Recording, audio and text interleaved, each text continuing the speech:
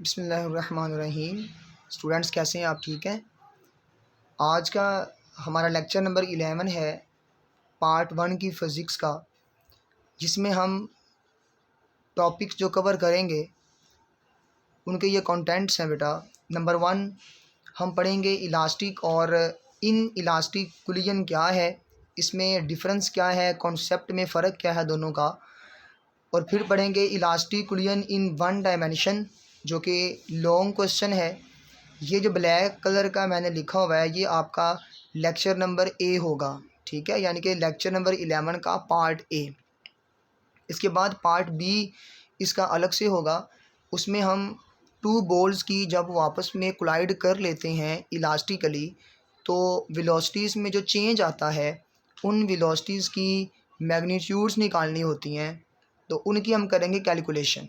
ठीक है, वो कैसे हम फाइंड करेंगे और फिर उनको हम किस तरह से डेली लाइफ में न्यूमेरिकल प्रॉब्लम्स को सॉल्व करने में यूज़ करेंगे।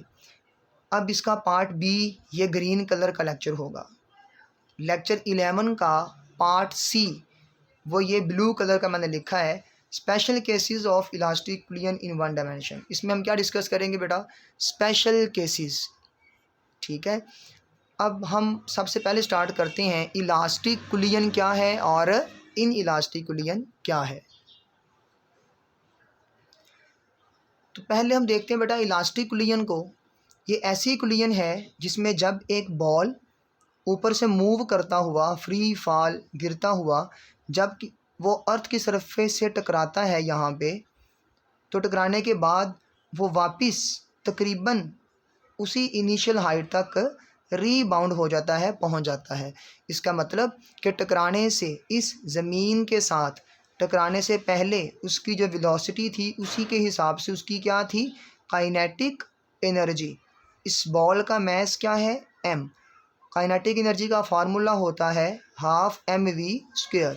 तो इसको टकराने से पहले जो इस बॉल के पास काइनेटिक एनर्जी थी, तो जब वो यहाँ इस अर्थ के साथ क्या हो गया? कोलाइड हुआ। ठीक है, कोलाइड होने के बाद अगर उसकी वेलोसिटी वही रहती है जो पहले थी टकराने से, तो इसका मतलब क्या होगा कि उसकी काइनेटिक एनर्जी में लॉस नहीं आया। जब काइनेटिक एनर्जी लॉस नहीं होगी तो इस तरह की कुलियन में कुछ ऐसा होगा कि ये बॉल तकरीबन इनिशियल हाइट तक टकराने के बाद पहुंच जाएगा। ठीक है, तो इस तरह की जो कुलियन होगी इसे हम नाम देंगे इलास्टिक कुलियन का। लेकिन याद रखिएगा इसमें एक और कॉन्सेप्ट भी होता है कि मोमेंटम। नंबर 1 मोमेंटम और number 2 total energy. Total energy ये हमेशा क्या रहती है? कंजर्व या सेम। ठीक है, चाहे इलास्टिक कुलियन हो चाहे इन इलास्टिक कुलियन हो, मोमेंटम ने क्या रहना होता है? सेम। क्योंकि आप पढ़ चुके हैं पीछे law of conservation of momentum. Isolated system के अंदर हमेशा क्या रहता है बेटा? कांस्टेंट रहता है। तो इसलिए हम कह सकते हैं इलास्टिक कुलियन ऐसी कुलियन होती है जिसमें काइनेटिक एनर्जी क्या रहती है? कंजर्व रहती है। लेकिन याद रखिए मोमेंटम तो ऑलरेडी क्या रहेगा? कंजर्व ही रहेगा, और टोटल एनर्जी भी क्या रहेगी? कंजर्व रहेगी। अब हम बात कर लेते हैं इन इलास्टिक कुलियन की। नाम से ये ज़ाहिर है कि पहले इलास्टिक था, अब इन इलास्टिक है। इलास्टिक की मेन जो बात थी वो काइनेटिक एनर्जी का सेम रहना था। अब इन इलास्टिक क्योंकि इसका ऑपोजिट है तो इसमें क्या होगा? काइनेटिक एनर्जी सेम नहीं रहेगी। यानी कि यहाँ पर ये बॉल जिसका मैस m है, जब इस अर्थ के साथ वो कोलाइड करेगी नीचे आते हुए वेलोसिटी v के साथ, यहाँ कोलाइड कर गई।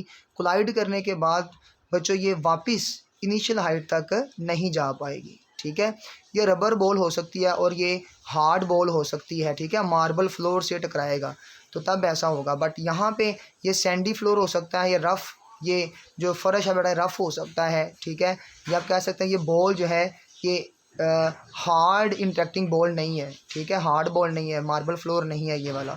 तो फिर यहाँ पे इसकी जो नीचे आते हुए काइनेटिक एनर्जी थी, अब टकराने के बाद वो नहीं रही। यानी कि काइनेटिक एनर्जी में क्या आ चुका है? लॉस। इसका मतलब ये है कि काइनेटिक एनर्जी अगर उसकी सेम रहती तो इस बॉल को यहाँ टकराने के बाद वापस उसी हाइट तक आना चाहिए था, बट ये बॉल फ़िलहाल यहाँ इस हाइट तक नहीं पहुँचा। तो इसका मतलब है इसकी ये काइनेटिक एनर्जी यहाँ पे टकराने के बाद क्या हो चुकी है बेटा, लॉस हो चुकी है। ठीक है, इसमें लॉस आ गया है। लेकिन फिर वही बात आपके जहन में होनी चाहिए कि यहाँ मोमेंटम जो टकराने से पहले और टकराने के बाद मोमेंटम है, और जो टोटल एनर्जी है वो क्या रहती है, सेम। मोमेंटम तो आपने पढ़ा हुआ है ना कि law of conservation of momentum के अकॉर्डिंग सेम रहेगा, लेकिन इसकी आपको भी समझ नहीं है कि टोटल एनर्जी मैंने यहाँ भी कहा सेम रहती है और यहाँ भी कहा सेम रहती है। ये कैसे सेम रहेगी बेटा, देखिए ज़रा, जब ये बॉडी टकराएगी तो टकरा कर इसमें लॉस आता है जो एनर्जी का, वो साउंड एनर्जी बन जाती है। कुछ यहाँ पे टकराएगी तो फ्रिक्शन की वजह से हीट प्रोड्यूस होगी, हीट एनर्जी में कन्वर्ट हो जाती है। ठीक हो गया। तो कुछ यहाँ पे वाइब्रेशन करवाएगी अर्थ के ऊपर, उसमें भी चेंज हो चुकी है, कन्वर्ट हो चुकी है। तो अगर हम क्या करें, उसकी जो एनर्जी लॉस हुई है साउंड में, हीट में, वाइब्रेशनल एनर्जी में, उस सब को जमा कर लें तो एनर्जी क्या रहेगी, सेम ही रहेगी। यानी टोटल एनर्जी देखी जाए तो वो क्या रहती है, सेम। जो यहाँ पे लॉस हुई है यानी कन्वर्जन हुई है एनर्जी की, वो अगर हम जमा कर लें तो सेम ही रहती है। लेकिन हमें सिर्फ किस चीज़ को देखना है, सिर्फ काइनेटिक एनर्जी को देखना है। ठीक है, काइनेटिक एनर्जी की बेस पर हम डिफरेंस करेंगे इलास्टिकुलियन का और इन इलास्टिकुलियन का। अब मैं क्या करता हूँ, आपको बुक से इनकी डेफिनेशंस मैं यहाँ पे बेटा उसको रीड करवा देता हूँ, और साथ में ताकि आप, अगर आपके पास बुक नहीं है तो आप उससे देख के उसको राइट भी कर लें, अपने नोट्स बना लें। ये सारी की सारी क्या है बेटा, अंडरस्टैंडिंग है, ताकि आपको कॉन्सेप्ट क्लियर हो जाए कि इलास्टिक और इन इलास्टिकुलियन में फ़र्क क्या है। ये बहुत इंपॉर्टेंट शॉर्ट क्वेश्चन है। ठीक हो गया। तो वहाँ पे बुक से आपको डेफिनेशन के साथ साथ एग्जांपल्स भी मिल जाएंगे। तो जी स्टूडेंट्स, ये आपके सामने मैंने बुक ओपन की है, बहुत ही आसान वर्डिंग के अंदर लिखा हुआ है। देखिए बेटा, यहाँ पे इलास्टिकुलियन की हेडिंग है और इन इलास्टिकुलियन की।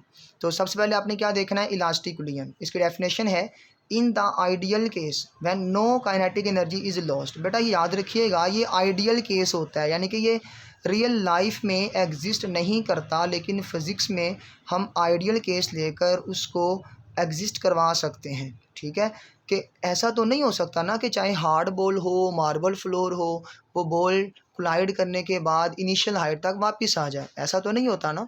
लेकिन यहाँ पे हम क्या डिस्कस कर चुके हैं कि ऐसा होता है, क्योंकि वो आइडियल केस ले रहे हैं हम, in which kinetic energy no kinetic energy is lost then the collision is set to be perfectly elastic. Example में क्या आएगा, a hard ball is dropped on a marble floor, it rebounds to very nearly the initial height. So this is an example of elastic-Cullian. Now move on in elastic-Cullian.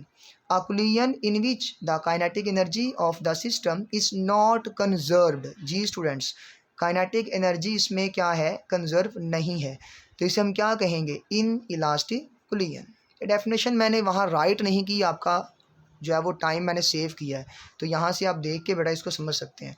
Example, when two tennis ball collide.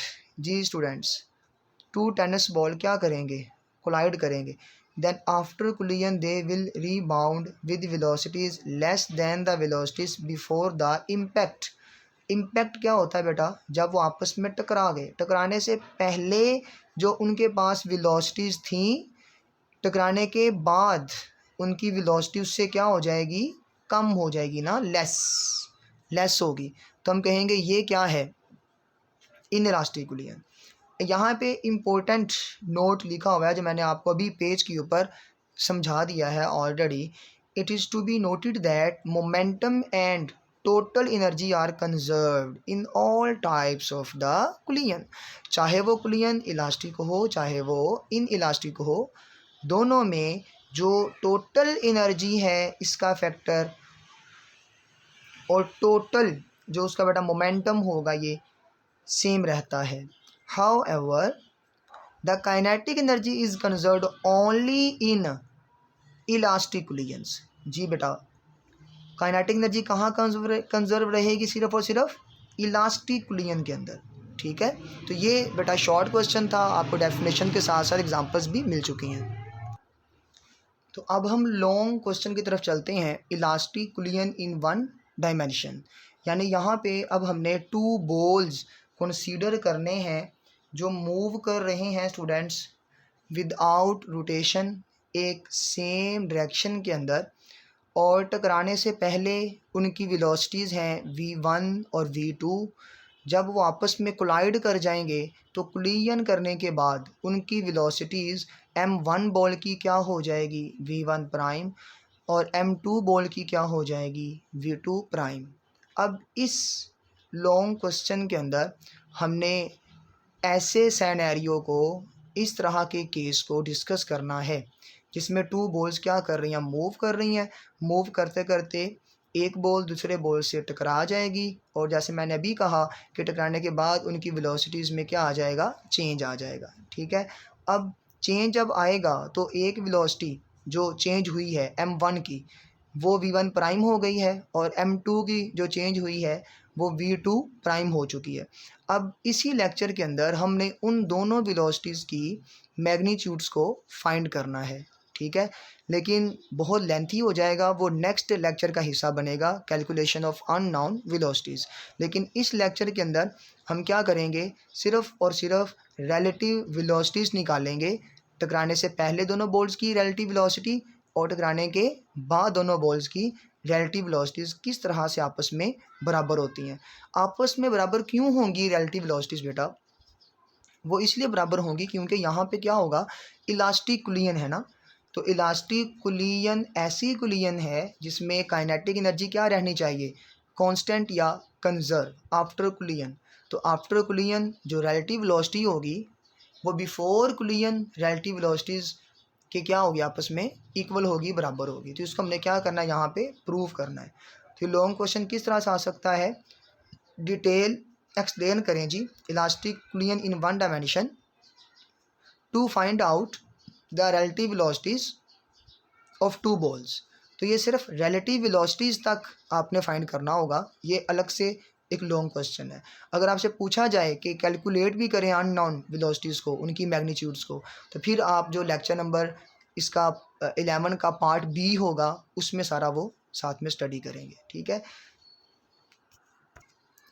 तो यहाँ पे students आपने consider करना है two balls हैं, जिस तरह आपने पहले भी पिछले लॉन्ग क्वेश्चन में थ्योरी राइट की थी, तो इस लॉन्ग में थ्योरी इसकी लिखेंगे, कंसीडर टू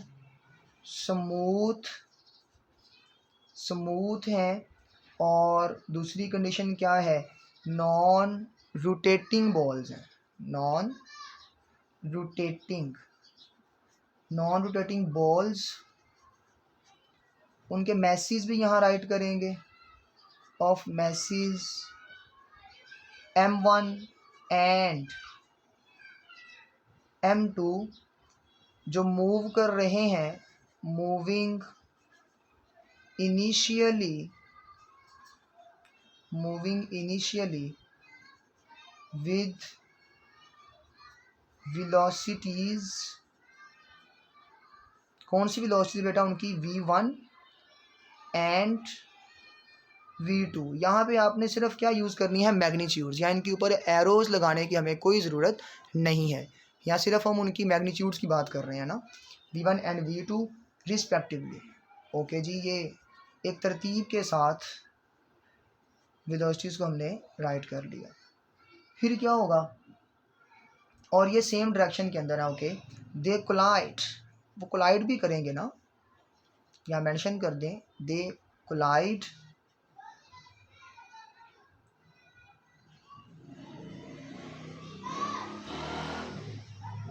जब कोलाइड कर जाएंगे तो उनकी वेलोसिटीज में क्या आएगा, change. They collide and after collision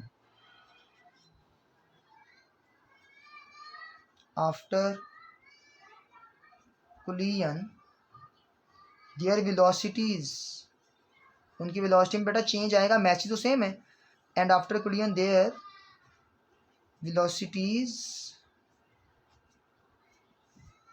becomes, क्या बन जाएंगी वेलोसिटीज बेटे, v1 की क्या बन जाएगी, v1 प्राइम और m2 की v2 से क्या बन गई, v2 prime, okay, in the same direction, in the same direction. Okay जी, अब ये इसकी थ्योरी आ गई है। अब थ्योरी के साथ बेटे हमें क्या चाहिए होती है, इसकी डायग्राम। तो अब देखें ज़रा, सेम डायरेक्शन बेटा, एक ये वाला मैच था जो कि m1 ये मूव कर रहा था सेम डायरेक्शन के अंदर, किसकी डायरेक्शन में, m2 मैच की डायरेक्शन में। तो इसकी वेलोसिटी क्या है, इस बॉल की वेलोसिटी है v1 और इसकी क्या है v2। v1 वेलोसिटी ज़्यादा होगी v2 से, तो ये v1 वाला जो मैस है m1, ये एक वक्त आएगा जब m2 से क्या करेगा, कोलाइड कर जाएगा। तो कोलिजन के बाद ये जो m1 है ये मूव कर रहा है, इसकी वेलोसिटी में क्या आ गया है अब, चेंज। अब इसकी वेलोसिटी चेंज होकर क्या बन गई, v1 प्राइम। और ये जो दूसरा बॉल है, दूसरा बॉल जो टकरा रहा था, m2 मूव कर रहा था, m2 मूव कर रहा था वेलोसिटी v2 के साथ। अब ये मूव करना शुरू हो गया v2 प्राइम के साथ, यानी दोनों की वेलोसिटीज़ में क्या आ चुका है बेटा, अब चेंज।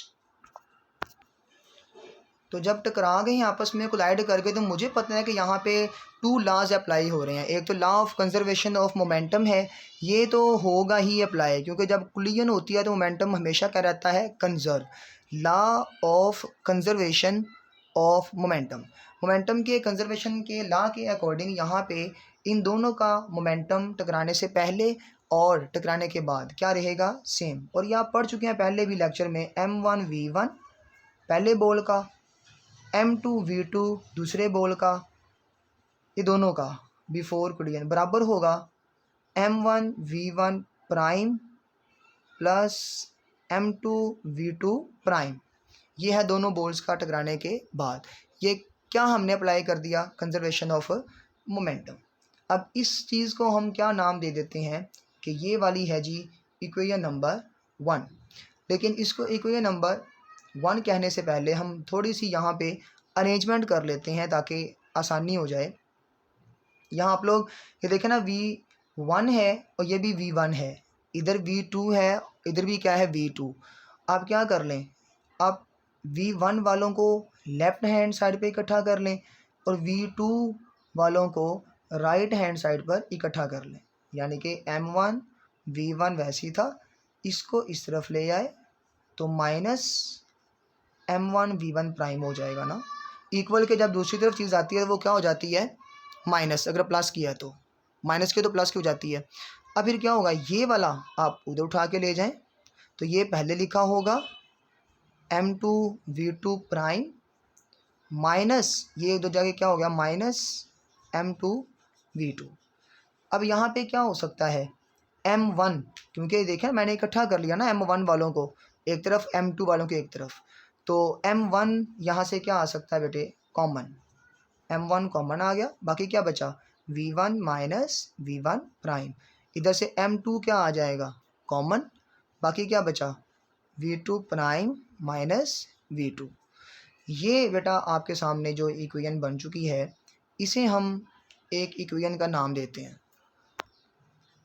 तो इसे आप नाम दे लें, जो पहले बनी थी इक्वेशन, इसे कह लें इक्वेशन नंबर 1, और ये जो अब आई है बेटा इसे कह लें इक्वेशन नंबर 2। ठीक हो गया। अब इनको हम आगे यूज़ करेंगे। अब एक तो कंजर्वेशन ऑफ मोमेंटम यहाँ पे यूज़ हुआ, अब दूसरा हम यहाँ पे कंजर्वेशन कौन सा लगाएंगे, लॉ कौन सा यूज़ करेंगे बताइए। ये कोलिजन कौन सी है, इलास्टिक। तो आपने पढ़ा हुआ है इलास्टिक कोलिजन में क्या कंजर्व रहती है, काइनेटिक एनर्जी। तो यहाँ पे एक और रूल लगेगा सारी डेरिवेशन को करने के लिए, जो रिक्वायर्ड रिलेशन है उसको कैलकुलेट करने के लिए एक और लगाएं यहाँ पे, according to law of conservation of kinetic energy. इसका मतलब क्या है, इसका मतलब ये होगा कि जो काइनेटिक एनर्जी है ना, वो भी टकराने से पहले और टकराने के बाद दोनों बॉल्स की सेम रहेगी। टकराने से पहले क्या है, देखें ज़रा, हाफ mv स्क्वायर फार्मूला है, m1 v1 स्क्वायर दूसरे बॉल की क्या आएगी, हाफ m2v2 स्क्वायर, ये बिफोर कुलियन। अब after कुलियन half m1v1 prime square plus half m2v2 prime square. अब यहाँ पे देखें जी 1/2 इन दोनों टर्म्स के साथ लिखा हुआ है, इधर भी 1/2 इन दोनों टर्म्स के साथ लिखा हुआ है, तो 1/2 इधर से क्या आ गया, कॉमन, बाकी सेम वैसे का वैसे एक्सप्रेशन आ जाएगा, plus m2v2 square will be equal to, इधर से भी हाफ क्या आ गया, 1/2 कॉमन, बाकी क्या बचेगा बताइए, m1v1 prime square plus m2v2 prime square. Half इस तरफ भी है और इस तरफ भी है, कैंसिल हो जाएगा। वैसे आप इधर वाला 1/2 इधर ले जाके डिवाइड कर देंगे तो आपस में क्या हो जाएंगे, कैंसिल, असल में वो तरीका होता है। तो यहाँ इसको करने के बाद क्या हमारे पास बचेगा, m1v1 square plus m2v2 square will be equal to m1v1 prime square plus m2v2 prime square. ले स्टूडेंट्स, यहाँ पे भी वही सेम चीज़ क्रिएट होके हमारे पास आ गई है जो यहाँ पे आई थी ना, m1 m2 m1 m2, हमने m1 वालों को लेफ़्ट हैंड साइड पर लगा लिया था और m2 वालों को राइट हैंड साइड पर इकट्ठा कर लिया था। यहाँ पे भी ऐसा ही होगा सेम, ठीक है, मैं वही करने जा रहा हूँ। इधर से m1v1 प्राइम स्क्वायर इधर आए क्या हो जाएगा, माइनस, यानी कि m1v1 स्क्वायर, ये इधर आए क्या हो जाएगा, माइनस m1v1 प्राइम का स्क्वायर, ये इस तरफ आ गया, इस तरफ, ठीक है। और ये जब आया इस तरफ तो ये कहाँ चला जाएगा, इक्वल के दूसरी तरफ, ठीक है। ये इज इक्वल टू क्या बनेगा, ये वैसे ही पड़ा हुआ है यहाँ पे, ये राइट हैंड साइड वाला m2v2 प्राइम स्क्वायर, ये इधर आके क्या हुआ, माइनस, ये लिखा जाएगा माइनस m2v2 स्क्वायर। अब यहाँ पे गौर कीजिए, हम जाते हैं अब नेक्स्ट पेज पे, ठीक है।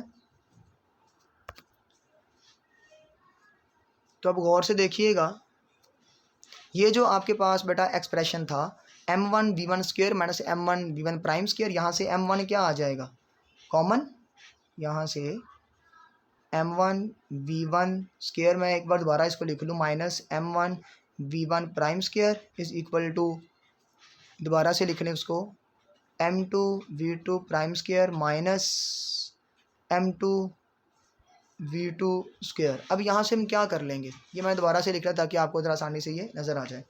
अब देखिए बेटा, यहाँ पे क्या करेंगे, यहाँ से ये m1 और m1 क्या आ गया, कॉमन, ठीक है।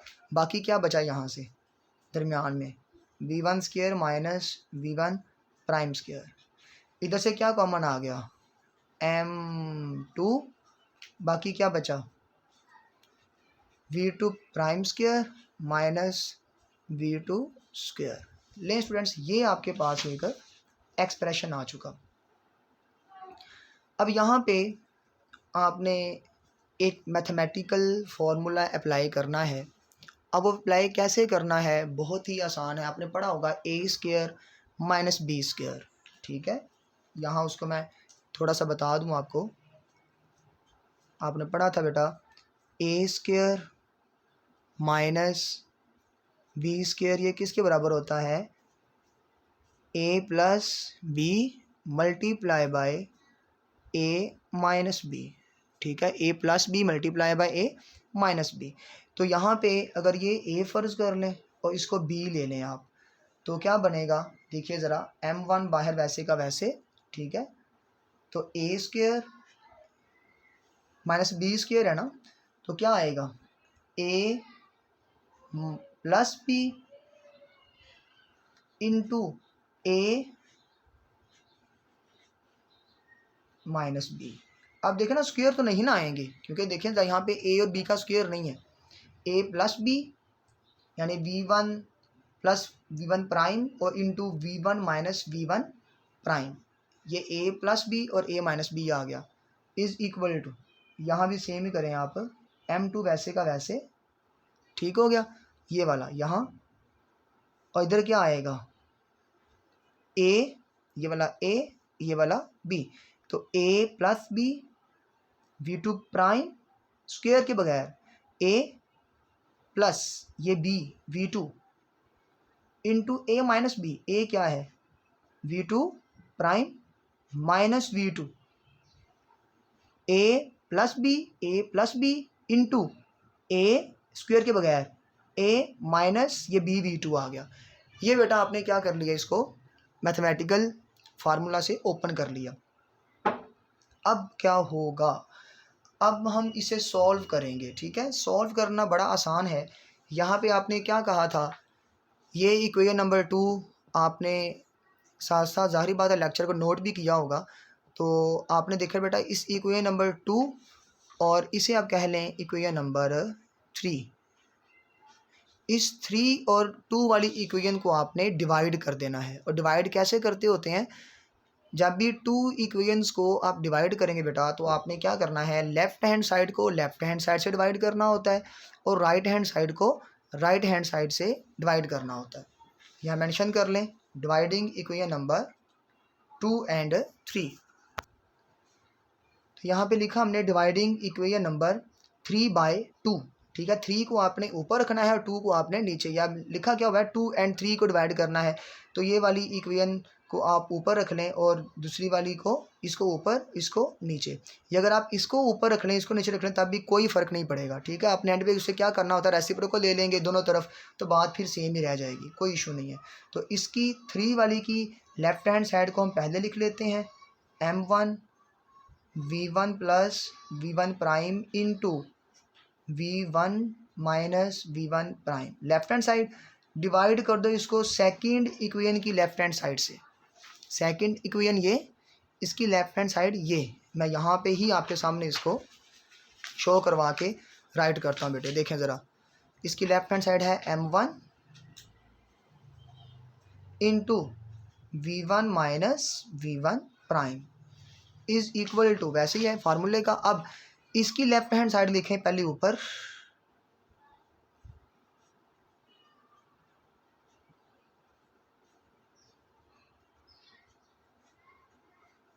डिवाइड कर दें अब इक्वेशन नंबर 2 की left right hand side.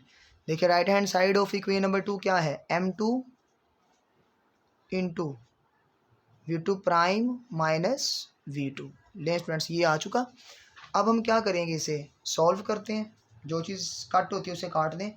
m1 ऊपर भी है और नीचे भी है, ये वाला फैक्टर ऊपर भी है और नीचे भी है, सेम सेम है ना, ये ऊपर भी और नीचे भी, ये ऊपर भी और नीचे भी, इन्हें हमने कट कर दिया। बाकी क्या बचा, v1 plus v1 prime will be equal to v2 prime minus v2। अब हम यहाँ पे क्या करेंगे, जस्ट रीअरेंज करना है, यहाँ पे याद रखिएगा जस्ट रीअरेंज। ये v1 v2 प्राइम और ये बेटा प्लस v2 है ना, ये देखें ये बचा यहाँ पे, वो लिखा इज़ इक्वल टू, ये इक्वल का निशान साइन वैसे का वैसे ये, और ये v2 प्राइम प्लस v2। अब यहाँ पे v2 प्लस का इसे इधर ला के क्या कर देंगे माइनस, यानी कि v2 को इधर ले आए, ठीक है। v1 वैसे ही था minus v2 is equal to, और इस v1 प्राइम को इधर ले जाएं तो v2 प्राइम वैसे ही है, ये वाला यहाँ इसको इधर ला करके माइनस कर दिया v1 प्राइम। लें जी, ये आपके पास जो बेटा एक्सप्रेशन बना है, इसको थोड़ा सा रीअरेंज हम और कर लेते हैं। और रीअरेंज इस तरह से करें कि यहाँ पे आप ये वाला एक्सप्रेशन ऐसे लिखा रहने दें, v1 माइनस v2, यहाँ से माइनस कॉमन ले लें, ठीक है, माइनस कॉमन ले लिया और बाकी क्या बचेगा ब्रैकेट में, देखिए ज़रा, ये माइनस वाला क्या बन गया प्लस, अब प्लस वाला क्या बन गया माइनस। अब ये कॉमन लिया मैंने माइनस को, माइनस अगर हम अंदर क्या करवा दें मल्टीप्लाई, तो ये माइनस का हो जाएगा, ये प्लस का। देखें v2 प्राइम प्लस का और ये माइनस का, बात वही है, लेकिन सिर्फ इसका रिज़ल्ट एक्सप्लेन करने के लिए थोड़ा सा उसको चेंज किया बस, माइनस कॉमन लेके, और कोई इसमें फ़र्क नहीं है। इस बात से आपने ज़रा भी कंफ्यूज नहीं होना कि ये सर आपने माइनस कॉमन यहाँ पर क्यों लिया है, ठीक है। अब देखें, ये है एक बॉल की रिलेटिव वेलोसिटी, ठीक है, दूसरे बॉल के लिहाज से बिफोर कुलियन, और ये है एक बॉल की दूसरे बॉल के लिहाज से रिलेटिव वेलोसिटी आफ्टर कुलियन। दोनों आपस में देखें क्या है, सेम, v1 माइनस v2, और ये v1 prime minus v2 prime. Magnitudes क्या हैं, सेम रिलेटिव वेलोसिटीज़ की, बट वो डायरेक्शन में क्या है आपस में, ऑपोजिट, ठीक है, डायरेक्शन में क्या है, ऑपोजिट। अब इस चीज़ को एक्सप्लेन करना यहाँ तक बेटा एक लॉन्ग क्वेश्चन बन जाता है कि रिलेटिव वेलोसिटीज़ तक जस्ट एक्सप्लेन करो कि रिलेटिव वेलोसिटी आपस में सेम होती हैं दोनों बॉल्स की बिफोर एंड आफ्टर कुलियन। ये क्या बनेगा, long question elastic collision in one dimension. अभी हमने सिर्फ इसको एक्सप्लेन करना है, ठीक है। यहाँ इसका रिजल्ट लिख दें तो इसका रिजल्ट अब यहाँ मेंशन करें, relative velocities before and after collisions are same in magnitudes. देखिए आपके सामने है, मैग्नीट्यूड्स में सेम है, v1 minus v2, v1 prime minus v2 prime. ये मैग्नीट्यूड्स में क्या है, same, but are reverse after collision. But after collision direction में क्या हो चुकी है, रिवर्स। अच्छा, डायरेक्शन में रिवर्स होने का मतलब क्या है, मतलब यह है कि पहले एक बॉल दूसरे बॉल को क्या कर रहा था, अप्रोच कर रहा था ना, उसकी तरफ जा रहा था, उसके साथ कोलाइड होने के लिए। ये वाला बॉल इसकी तरफ अप्रोचिंग कर रहा है, और जब अप्रोच करके कोलाइड कर गया, कोलाइड करने के बाद उसे क्या होता है, सेपरेट, ठीक है। तो आप कह सकते हैं ये वाली जो ये फैक्टर है जो ये अप्रोचिंग है, अप्रोचिंग वेलोसिटी का है, और ये सेपरेशन का है, ठीक है। आप ये भी कह सकते हैं कि magnitudes of velocity of approach is equal to the magnitude of relative velocity of separation, ठीक है। इस ये सेपरेशन की है, ये एक चीज़ आपको बतानी थी। और एक और चीज़ देखिए, आपने अभी नाम सुना है एक रिलेटिव वेलोसिटी का। रिलेटिव वेलोसिटी क्या होती है बेटे, देखें, वेलोसिटी हमेशा से होती ही रिलेटिव है। अगर आप अर्थ के ऊपर भाग रहे हैं ना, या आप लोग गाड़ी चला रहे हैं, ठीक है, गाड़ी चल रही है, तो उसकी वेलोसिटी जो आ रही होती है ना, वो ज़मीन के लिहाज से आ रही होती है, यानी कि रिलेटिव टू द अर्थ, ठीक है। अर्थ क्योंकि हम ये कंसीडर करते हैं कि वो रेस्ट में हमारे लिहाज से, तो जो हमारी वेलोसिटी होती है ना गाड़ी की, ठीक है, वो सपोज के जा रही है 80 किलोमीटर पर आवर की स्पीड के साथ, तो गाड़ी की वेलोसिटी है v1, और अर्थ की वेलोसिटी हमारे लिहाज से हम क्या लेते हैं, 0, तो v2 0। तो यहाँ रिलेटिव वेलोसिटी क्या बनेगी, v1 माइनस v2, यानी कि 80 माइनस 0। तो हम वो 80 ही कंसीडर करते हैं डेली लाइफ के अंदर कि गाड़ी हमारी 80 की स्पीड से जा रही है, ठीक हो गया। तो ये तो अर्थ है हमारा रेफरेंस लेवल, किसके लिहाज से आप अपनी गाड़ी की वेलोसिटी को देख रहे हैं, ऑब्जर्व कर रहे हैं। लेकिन अगर मैं बात करूं किसी ऐसी बॉडी की कि अगर ये एक कार है, ये जा रही है, और दूसरी कार भी आगे उसके मूव कर रही है, ठीक है। अब इसकी वेलोसिटी है v1 और इसकी वेलोसिटी क्या है, v2। अब मैं कहता हूँ कि इस मेरी गाड़ी की जो वेलोसिटी है ना, ये है सपोज के 100, और इसकी वेलोसिटी है 80। तो बताएं, मैं आपसे पूछता हूँ कि मेरी गाड़ी की वेलोसिटी क्या होगी, तो आप पूछेंगे सर बताएं किसके रिलेटिव। अगर तो वो अर्थ के रिलेटिव है, तो अर्थ तो खुद कहाँ पे है, रेस्ट में है, तो उसके हिसाब से हमारी वेलोसिटी क्या होगी, 100 किलोमीटर पर आवर ही होगी। लेकिन अगर आप कहें सर मुझे ये बताइए कि आपकी गाड़ी की वेलोसिटी इस आगे वाली गाड़ी के लिहाज से कितनी है, यानी कि relative to the next car, the velocity of my car relative to the next car, ये कैसी होगी, v1 माइनस v2। तो ये क्या आएगी, 100 माइनस 80, यानी कि मेरी जो वेलोसिटी होगी इस कार के लिहाज से वो होगी 20 किलोमीटर पर आवर। अब इसका मतलब भी आप ज़रा समझें कि इसका मतलब क्या है, ठीक है। आप देखें, एक शख्स रोड पे खड़ा हुआ आपको देख रहा है, सड़क पे, उसके लिहाज से वेलोसिटी क्या है आपकी गाड़ी की 100, लेकिन जो शख्स इस गाड़ी में बैठा हुआ जा रहा है 80 की स्पीड के साथ, उसको आपकी स्पीड कितनी दिखाई देगी? 20। ठीक है, ये होता है कॉन्सेप्ट रिलेटिव वेलोसिटी का। ठीक है, अगर आप ये समझ चुके हैं तो मैं आपको थोड़ा सा बता दूं कि आप खड़े हैं और आपके पास से गाड़ी गुजर गई है, तो वो बड़ी स्पीड से गुजरती है, आपको लगता है। आप रेस्ट में थे, वो सारी की सारी उसकी स्पीड आपको फील होती है। लेकिन अगर आप भी चल रही हो गाड़ी पे, अगर आप बाइक चला रहे हैं तो बाइक चलाते चलाते देखेंगे कि एक बाइक आपके पास से गुजर रही है, वो बड़ी आराम आराम से जा रही होती है, आपको ओवरटेक कर रही होती है। ठीक है, तो इस तरह से क्या होता है, आपको लगता है कि उसकी स्पीड बड़ी कम है, लेकिन कम क्यों लगती है? क्योंकि आप उसकी स्पीड को अपनी स्पीड के लिहाज से ऑब्जर्व कर रहे होते हैं, रिलेटिव टू योर स्पीड। आपकी भी कोई ना कोई स्पीड होती है, उस गाड़ी की भी कोई ना कोई स्पीड है। तो उसकी अगर 100 है, आपकी 80 है, तो आप पीछे रह जाएंगे, लेकिन वो आपके लिहाज से जा रहा होगा 20 की स्पीड के साथ। ठीक है, लेकिन वो ज़मीन के लिहाज से तो वो 100 से जा रहा है ना। ठीक है, लेकिन आप भी ज़मीन के लिहाज से 80 से जा रहे हैं। तो अर्थ रेस्ट में है, उसके लिहाज से जितनी वेलोसिटी भी होगी आपकी वो फिक्स है, जितनी आपके ऊपर जितनी गाड़ी की है, जितनी मीटर के ऊपर आपको दिखाई दे रही होती है। ठीक है, तो ये होती है रिलेटिव वेलोसिटी टू मैसेज की, एक मैस ये कार का, एक इस कार का, तो दोनों की वेलोसिटी v1 माइनस v2, ये है relative velocity of the first car relative to second car. लेकिन हमारे केस में क्या था, 2 बॉल थे, एक बॉल m1 और दूसरा बॉल m2, तो इसकी वेलोसिटी क्या थी? v1, इसकी वेलोसिटी क्या थी? v2। तो ये बड़ा आसान चीज़ है बेटा, समझे, कॉन्सेप्ट बड़ा ही ईजी है। हमने यहाँ क्या फाइंड आउट किया है एंड पे कि v1 माइनस v2। ठीक है, यानी कि ये रिलेटिव वेलोसिटी है फर्स्ट बॉडी की with respect to second body.